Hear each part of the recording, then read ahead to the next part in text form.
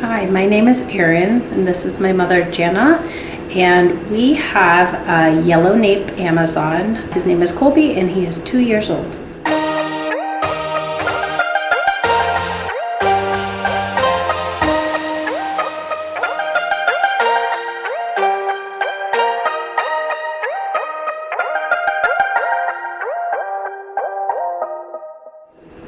We first got interested in Freeflight because Erinn was so worried about Colby accidentally getting out of the door and flying away, and we were afraid we wouldn't be able to recover him.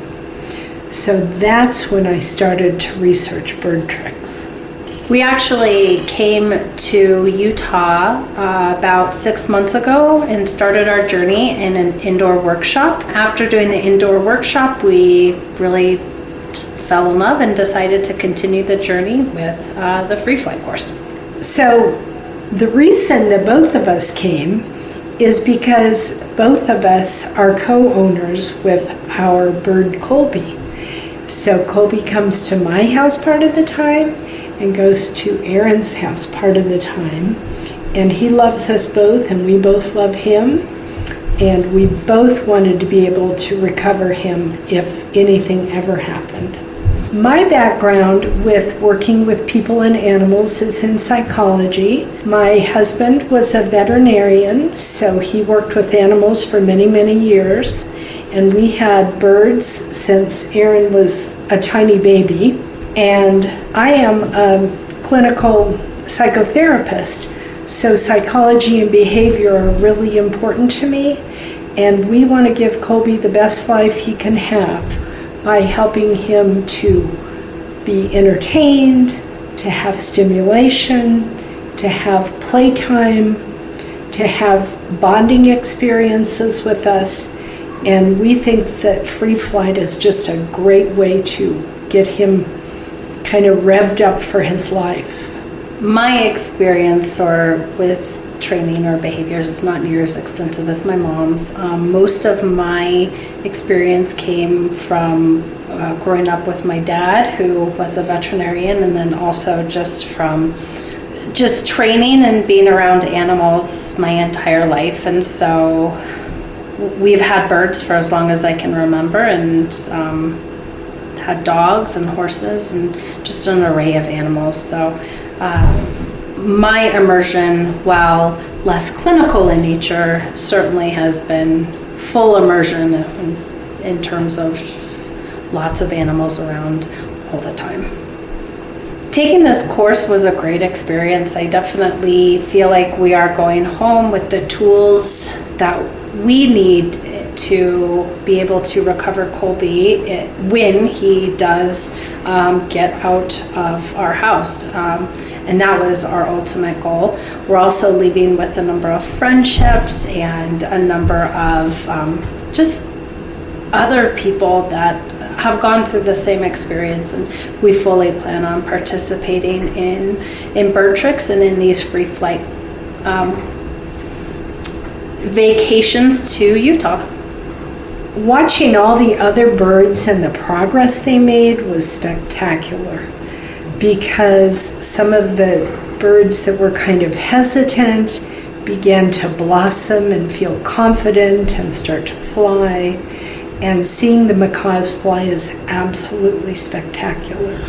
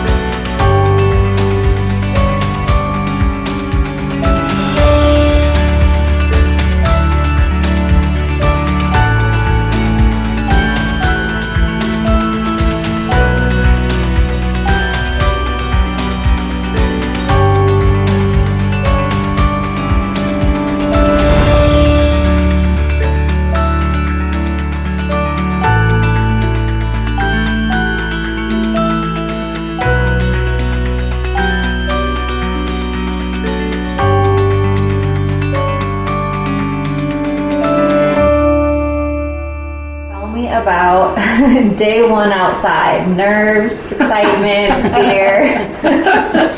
I'm not going to tell that I ate a burrito. Well, you're recording, so you just did it. Day one outside was an unbelievable experience. Just getting to watch the months of work come together in that moment. It was such a unbelievable experience. And to watch Colby be able to navigate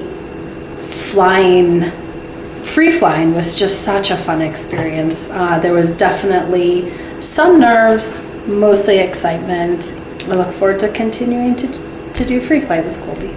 The first minute when we took him out of his cage and there was nothing to keep him from flying away, I was like, oh my gosh, this is crazy. And he came out, we put him on the perch, and he started flying to us. And it was just like magic because he was having such a good time. He was so excited.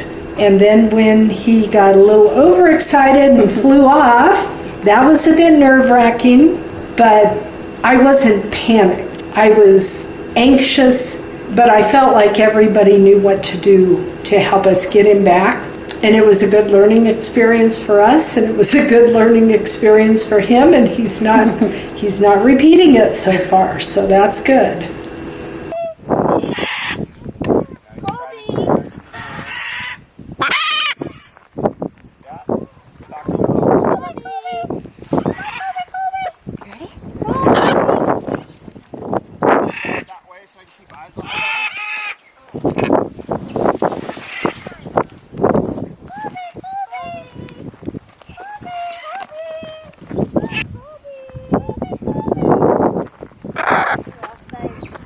He's against this mountain, basically, where Dave is. Heather, I'm gonna have you hop in your truck and pick up Erinn and head towards Dave.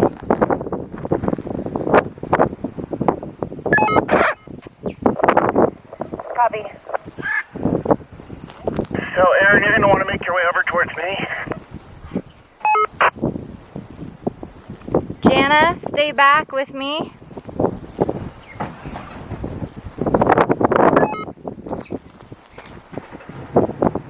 Heather, make sure you're driving downwind so that you're not getting them all dusty when you're going after them. So here's what's going on. Colby, I think, got a little caught in the wind. It's windy down here, but that means it's even windier up high.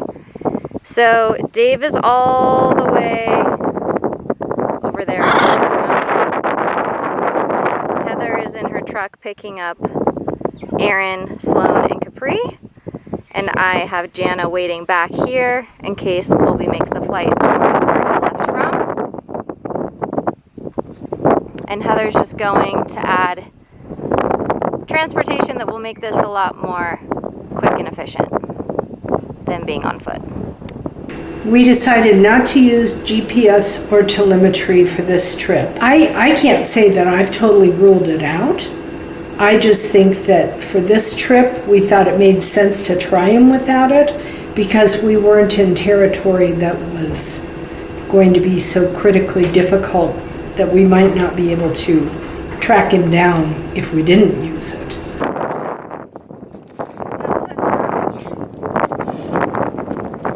How's day one? A little anxiety provoking. For sure.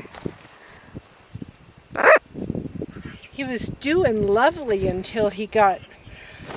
Did he get caught in an upslope? He definitely got caught in the wind. So as they get a little bit like, oh no, how does this work?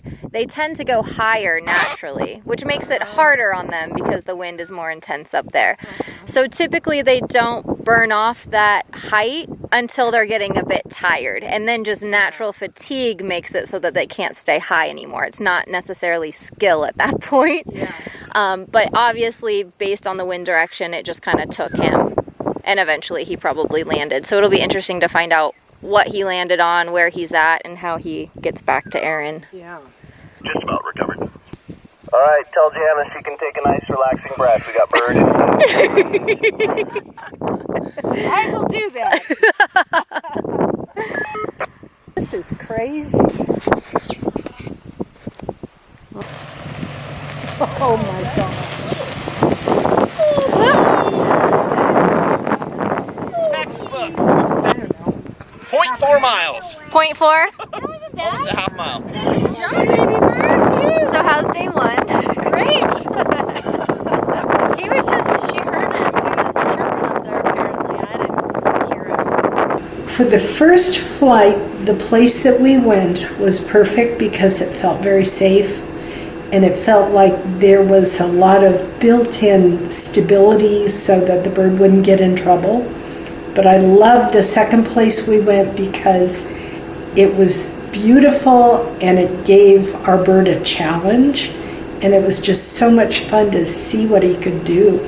My favorite place that we've took Colby on this trip would have been the last place we went, which was Fun Buns. It gave him the ability to start to experience more height, which is something he seems to be somewhat reluctant to experience. So I really enjoyed Fun Buns.